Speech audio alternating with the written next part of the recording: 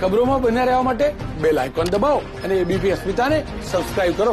મોત થયું છે ત્યારે કોંગ્રેસ પરિવાર દુઃખી છે. પરિવાર સાથે આપણે વાતચીત કરીશું. નાજુભાઈ આપણી સાથે મોજૂદ છે. નાજુભાઈ, કઈ રીતની યાદો જોડાયેલી છે આપની, કઈ રીતે શોકમગ્ન છે આજે પિરામણ ગામ? આજે જ્યારે અમે લોકો અહીંયા છીએ, અમે જોયું છે કે સેંકડો લોકો અને સેંકડો ગાડીઓ અહીંયા હોતી હોય છે. તે સમય એવો હતો કે જ્યારે એ લોકો અહેમદભાઈ પાસે કોઈને કોઈ કામ અને કોઈને કોઈ આશા જોડે એ લોકો આવતા હતા. આજે અહીંયા ઘણા બધા લોકો છે, પણ આજનો દિવસ અને આજનો પ્રસંગ કંઈક અલગ છે. બહુ જ દુઃખદ પ્રસંગ છે અમારા લોકો માટે, અમારા ભરૂચ જિલ્લા માટે. આ અકલ્પનીય બનાવ છે. જે રીતે અહેમદભાઈનો અકાળે અવસાન થયું છે, જે અમારી કલ્પનાની કોઈના પણ બહારની વસ્તુ છે. દુઃખ જે ગરીબો છે એમનામાં તો હોસ્પિટલ, કઈ રીતની સેવા કાર્યમાં હતા?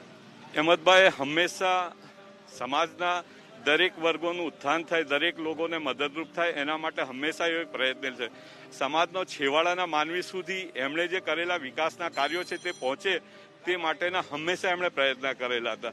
એમણે અહીંયા વોકેશનલ ટ્રેનિંગ ઇન્સ્ટિટ્યૂટ પણ બનાવી છે, જે અંકલેશ્વરમાં છે, ટ્રાઇબલ વિસ્તારમાં બી છે, કે જે લોકો ટ્રેન કરે છે લોકોને અને તે લોકોને રોજગાર મળે. અહીંયા એમણે હોસ્પિટલો બી બનાવી છે, એમણે અહીંયા એજ્યુકેશન સેન્ટરો બી બનાવ્યા છે, અને જેટલું બી લોકોને જે રીતે મદદ થતી હોય એવા બધા જ કાર્યો કર્યા છે. એમણે કામદારો માટે ESICની હોસ્પિટલ બનાવી છે.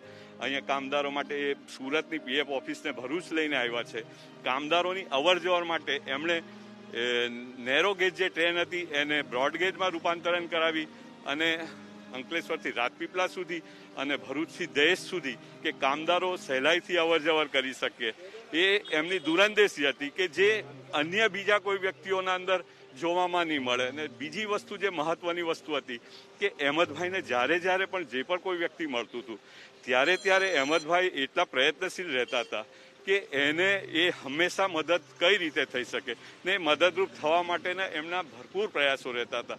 અને એમણે વારંવાર અમારા પક્ષના આગેવાનો અને કાર્યકરોને બી એ સૂચન કરતા હતા કે બને ત્યાં સુધી પ્રજાની વચ્ચે રહી લોકોને જેટલું બી મદદરૂપ થતો હોય એ બધા કાર્યો કરવાના. ને એમણે અહેમદભાઈ પટેલે જે ભરૂચ જિલ્લા માટે જે વિકાસના કામો કર્યા છે, તો અહેમદભાઈ પટેલ આજે આપણી વચ્ચે નથી, એ સત્ય હકીકત છે કે આપણી વચ્ચે નથી, પણ એમણે જે કરેલા વિકાસના કાર્યો છે એ હંમેશા જીવંત રહેશે. અને એ વિકાસના કાર્યોથી અહેમદભાઈ પટેલ સદાય ભરૂચ જિલ્લાના લોકો માટે, ગુજરાત માટે યાદ રહેશે. મને યાદ છે છેલ્લામાં છેલ્લી અહેમદભાઈ પટેલે 2 ગ્રાન્ટના કાગળ લખેલા હતા.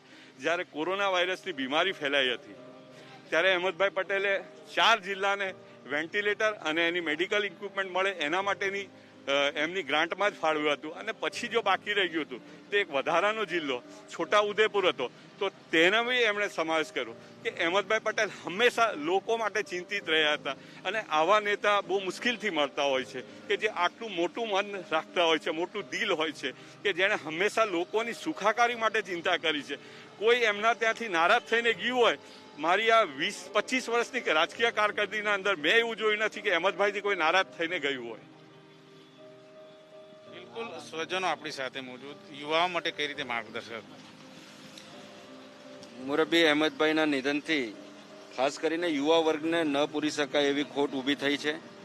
એમણે પ્રાયોરિટી યુવાનોને આપેલી હતી અને એના જ કારણે એમની શરૂઆતની રાજકીય કારકિર્દીમાં જ એમનો સિતારો જ્યારે રાજ્ય કક્ષાએ અને રાષ્ટ્રીય કક્ષાએ બુલંદ હતો ત્યારે સમગ્ર ગુજરાત અને એશિયાની મોટામાં મોટી GIDC અંકલેશ્વર અને પાનોલીમાં સ્થાપીને આ વિસ્તારના નવયુવાનોને રોજગારી મળે એ દિશામાં એમણે પગલાં ભરેલા હતા.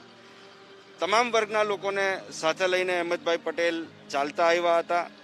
કોંગ્રેસને પણ ન પૂરી શકાય એવી ક્ષતિ ઊભી થઈ છે.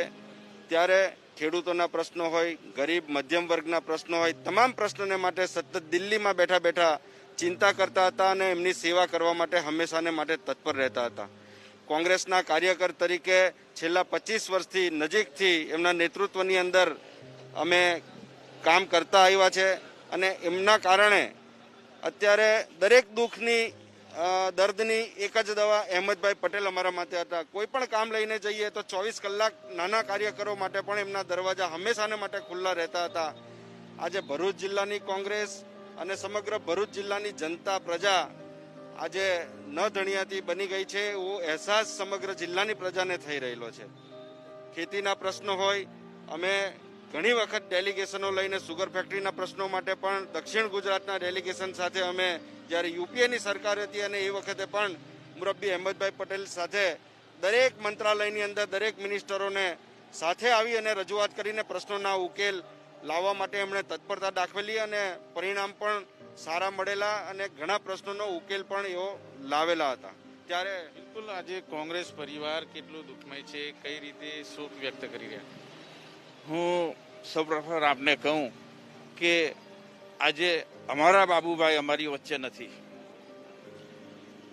એ ભરૂચ જિલ્લો અને ગુજરાત રાજ્ય એક ન ધણિયાતું થઈ ગયું હોય એમ હું મારા મતે માનું છું. અને કોંગ્રેસે એક મહત્વનો અને ખૂબ અગત્યનો આધારસ્તંભ ગુમાવ્યો એવું કહું તો અસ્થાને નથી.